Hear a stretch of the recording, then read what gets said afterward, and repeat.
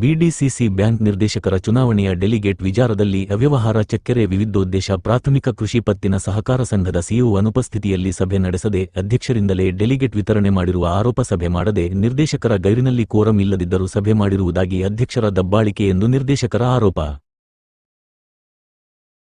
ಈ ದಿನ 28 November 2025ರಂದು Chakkere ಸೊಸೈಟಿದು delegation ಸಂಬಂಧಪಟ್ಟಂಗೆ ಮತ್ತು ಇತರೆ ವಿಷಯಗಳು ಸಂಬಂಧಪಟ್ಟಂಗೆ 3 ದಿನದಿಂದ ನೋಟಿಸ್ ಕೊಟ್ಟಿದ್ದರು.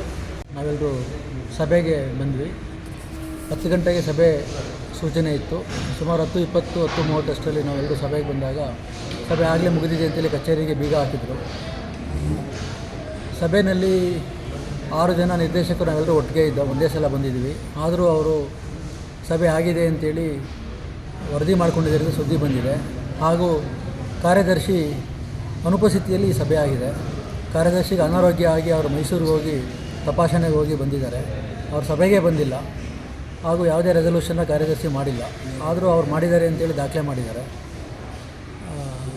ಇದಿಷ್ಟು ಸರ್ಕಾರದ ಅಧಿಕಾರದ ದುರುಪಯೋಗ ಮಾಡಿಕೊಂಡು, ಸರ್ಕಾರಿ ಯಂತ್ರವನ್ನು ದುರುಪಯೋಗ ಮಾಡಿಕೊಂಡು ಈ ರೀತಿ ಮಾಡಿರ್ತಕ್ಕಂಥದ್ದು ಖಂಡನೀಯ.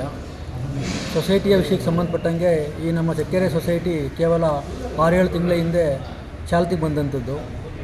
1 ವರ್ಷದ ಅವಧಿಗೂ ಮೀರಿ ನಂತರದಲ್ಲಿ ಅವರು ಡೆಲಿಗೇಷನ್ಗೆ ಪ್ರತಿನಿಧಿಗೆ ಅವಕಾಶ ಕೊಡಬೇಕು. ಸರ್ಕಾರಿ ಅಂತ ದುರುಪಯೋಗ ಆಗಿ 1 ವರ್ಷದ ಒಳಗಡೆ ಅಸ್ತಿತ್ವಕ್ಕೆ ಬಂದ ಸೊಸೈಟಿ ಆದ್ರೂ ಆ ಸೊಸೈಟಿಗೆ ಡೆಲಿಗೇಷನ್ ಕೊಟ್ಟಿದ್ದಾರೆ.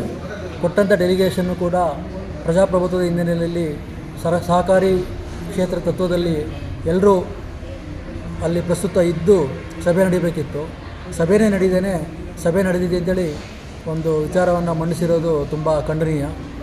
ಹೀಗೆ ಮಾಡ್ತಾ ಹೋದರೆ ಪ್ರಜಾಪ್ರಭುತ್ವ ಎಲ್ಲಿ ಉಳಿತದೆ ಹಾಗೂ ಸೊಸೈಟಿಯ ಸಹಕಾರಿ ಕ್ಷೇತ್ರದ ಮೂಲ ಉದ್ದೇಶ ಎಲ್ಲಿ ಈಡೇರುತ್ತೆ ಅಂತ ನಾನಾದರೂ ಭಾವಿಸ್ತೀನಿ.